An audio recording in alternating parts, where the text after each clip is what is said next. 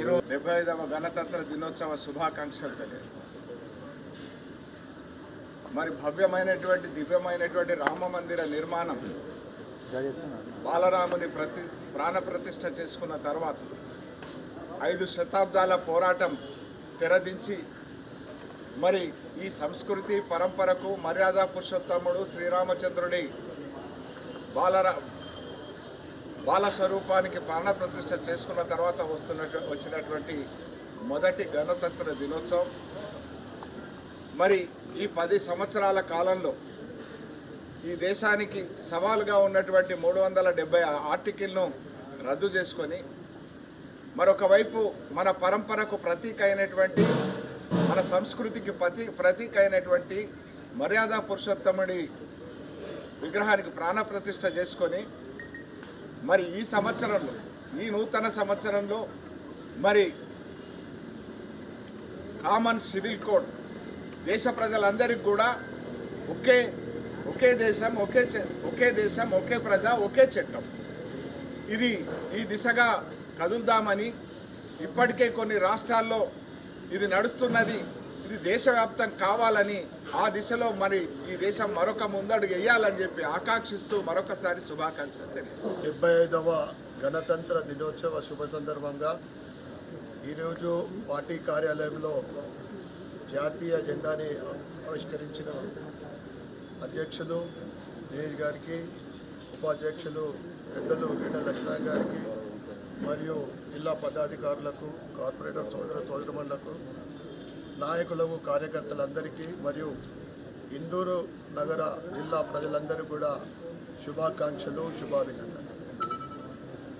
స్వతంత్రం వచ్చిన తర్వాత ప్రపంచంలోనే అతిపెద్ద రాజ్యాంగం రచించిన బాబాసాహెబ్ అంబేద్కర్ 1950 26 జనవరి రోజున ఆ రాజ్యాంగాన్ని పార్లమెంట్లో ప్రవేశపెట్టింది.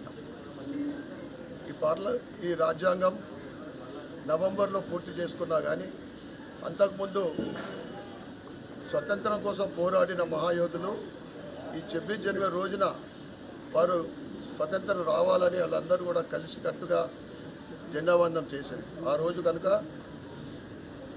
ఈ రాజ్యాంగాన్ని కూడా ప్రవేశపెట్టడం ఇదే రోజు జరిగింది.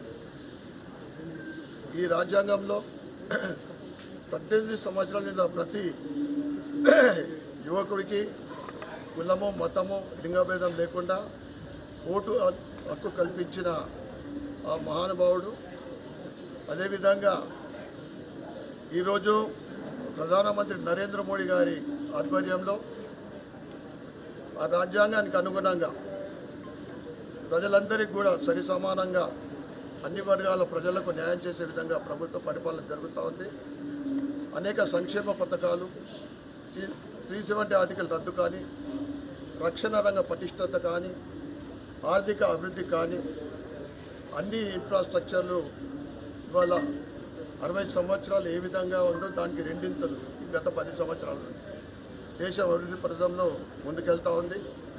దేశ యువత, దేశ ప్రజలందరూ కూడా దేశ అభివృద్ధిలో ముందుకు సాగాలని, వారికి సహకరించాలని కోరుకుంటూ మరి ఒకసారి ఈ 75వ గణతంత్ర దినోత్సవంగా అందరికీ శుభాకాంక్షలు, శుభాభినందనలు. జై శ్రీరామ్, భారత్ మాతాకి జై.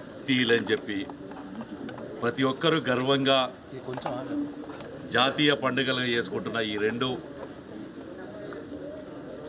75 సంవత్సరాలు పూర్తి చేసుకున్న సందర్భంగా గణతంత్ర దినోత్సవం సందర్భంగా భారతదేశంలో ఉన్న ప్రపంచవ్యాప్తంగా ఉన్న భారతీయులందరికీ కూడా శుభాకాంక్షలు తెలియజేసుకుంటూ ఈ గణతంత్ర దినోత్సవానికి ఒక మంచి కార్యక్రమం ఉంది.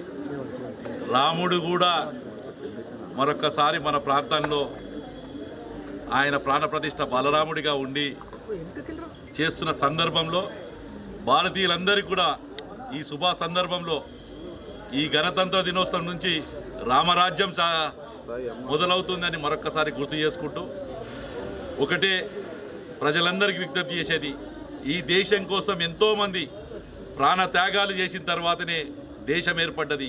ప్రాణత్యాగాలు చేసిన వారందరినీ గుర్తు చేసుకుంటూ ఈ స్వేచ్ఛా వాయువులు మన గణతంత్ర రిపబ్లిక్ డే సందర్భంగా మనం అందరం కూడా మన హక్కుల గురించి మన దీని గురించి మాట్లాడుకుంటున్నాం.